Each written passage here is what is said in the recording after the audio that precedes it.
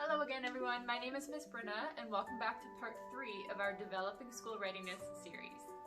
When your child spends a full day at school, they will be introduced to new people and new experiences that shape their mind and their behavior. By practicing everyday skills with them at home, you will be preparing them for these new people and these new experiences. Skill number 1, two-step directions. For younger children, it may be difficult for them to understand a task that an adult is trying to ask them to complete. This is why it's important to have an outline to follow to help teach your child and solidify the concept of following directions. For example, the use of first, then statements. These statements are very useful, especially when transitioning from one activity to the next or when trying to accomplish a task. If your child wants to play outside, try saying, first we clean up our toys, then we go outside. This clearly lays out the steps needed to achieve that end result of playing outside. First then statements are something that your child's new teacher might be implementing in their classroom this fall, so practicing them at home is very beneficial for your child to kind of grasp the concept before they enter the classroom. Skill number 2, turn taking. Starting school will be a very exciting time for both you and your child. They'll be able to meet new friends and develop their social skills like never before. Within this new social setting, opportunities will arise where your child may need to take turns with another child in the classroom. This may be a difficult thing to adapt to for some children, so practicing at home with your child and a sibling or yourself will be a great place to start. If you're playing with a limited number of toys at home, set a time limit to take turns playing. Setting a timer will provide a concrete example to your child during that waiting period. Great visual timers include sand timers, cooking timers, and digital timers that have large digital numbers. Setting timers is a great tool for children to have a visual representation of the time decreasing, and when the alarm goes off, the child will know it's time to switch. Number 3, asking for help. If you notice that your child tends to be a little bit shy when it comes to new people or new environments, they might feel a little bit uncomfortable at school asking for help when they need it. This is very normal, and eventually your child will warm up to the idea. However, it's very important to practice at home, that way your child is much more familiar with the concept sooner rather than later. Practice your child's please and thank yous, excuse me's, and raising their hands for questions when they have one. Especially important is to get to know your child's teacher.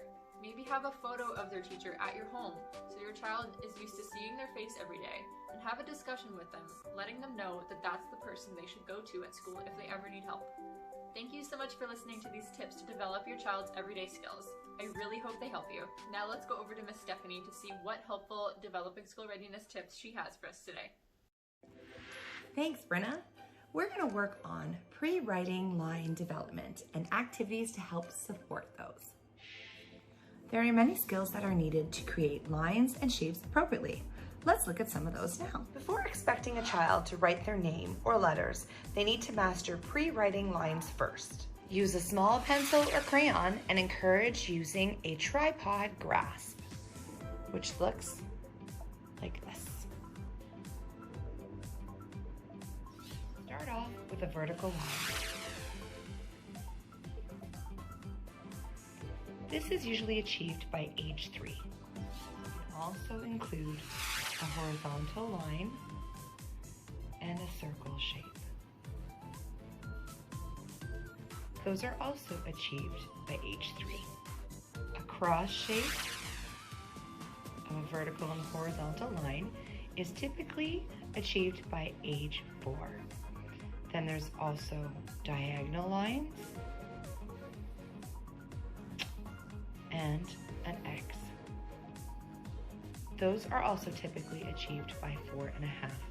Remember, every child is an individual and each child achieves developmental skills at different ages. We're also going to talk about crossing the midline and activities for pre-writing skills. What is midline? Now, if you were able to draw a line from the top of your head down to the middle of the body, that would be your midline. Every time you cross that line with the other side of your body, that's crossing the midline. For example, I'm crossing my midline and crossing my midline. Children who struggle with crossing their midline may have difficulties with reading and writing. For example, if you don't develop the strength between crossing your midline, it can cause confusion between the dominant writing hand Also, when you're reading, your eye movement from left to right, it can affect that area as well. Something simple that you can do with your child to work on crossing the midline is row, row, row your boat. Doing the actions to row, row, row your boat actually gets your body to move and cross the midline. For example, row, row, row your boat. I'm diagonally crossing my midline. Gently down the stream, merrily, merrily, merrily, merrily, life is but a dream. So just going in the diagonal movement all the way down helps with crossing midline. Another simple activity you can do to help with crossing the midline is drawing a rainbow with your hand. Starting from one side and making the rainbow to the other side and switching. I'm making a rainbow. Look at my rainbow. These are simple, fun ways to engage with your child as well. Another skill needed for pre-writing skills is bilateral coordination, being able to move your hands and your arms together. So instead of crossing the midline, we're going together. Bilateral coordination. Some activities that you can do with your child are clapping games, patty cake, baker's man. Bake me a cake as fast as you can. Pat it, roll it, and mark it with the B. A line, bump, bump, but do not jump. For baby and me. You can make them more difficult so they're age appropriate for your child. You can do more clapping and more intense bilateral games by adding different movements to have your child coordinate with you. One of the difficult ones that I find to do is patting my head while rubbing my chest or my tummy. So trying to do that at the same time, that requires quite a bit of bilateral coordination. It also is crossing my midline because my opposite arm is going all the way around. Try out some of these activities with your child and let us know how it goes. If you find other ones that you would like to share with us so we can share with everybody else, please comment below. Have a wonderful day.